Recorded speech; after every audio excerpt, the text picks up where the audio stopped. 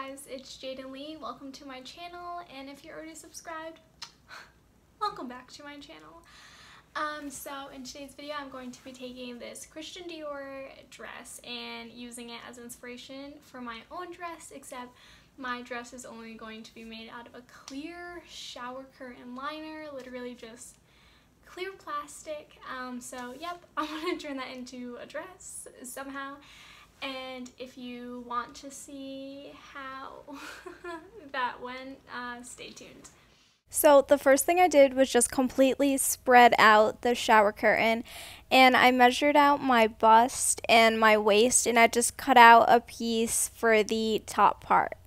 So the difference between my bust and my waist was about 5 inches, so I just went in 2 inches on each side and then cut a diagonal line. So that's why it's like angles on each side. The next thing I did was just take this skirt that fits me really well.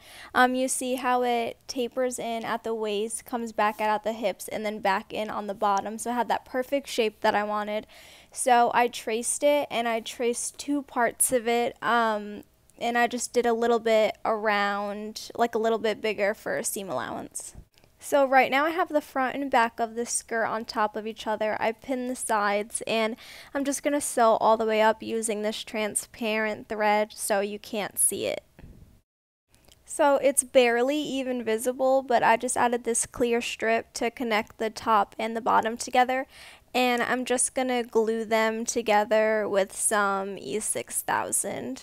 So the dress that I showed you guys in the intro has like these straps that say Christian Dior J'adore all over it. So I just copied it with just writing J'adore instead. And I took like these little rhinestones that I cut up and I just put them all over. And I used this template that I made earlier to make it so much easier, but it still did take a pretty long time. So I wanted the look of a corset, but I didn't want to put any boning in it, so I just cut out like these strips of the plastic and then added them around like to shape out the boobs, a line going down and then a line at the end. It's not as visible as I want it to be, so I might just go back and take the gems and just like put them around this area just so it's more like visible. So I just did the corset outline and it is looking so much better. So next I'm just going to cut out like an inch of fabric and start doing the straps here, and they're probably just going to say the same thing, J'adore, on it, on the straps, and then after that I should be done, hopefully. So yeah. So this is just a quick preview of what the straps look like after I bedazzled, and here is the final look.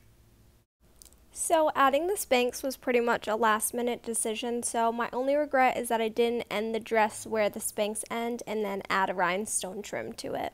So guys, that is the end of this video. As always, be sure to subscribe for more videos like this, and if you have any suggestions of things that like you want to see me make or videos that you want to see me do, comment them down below. But otherwise, I'll see you guys next time. Bye!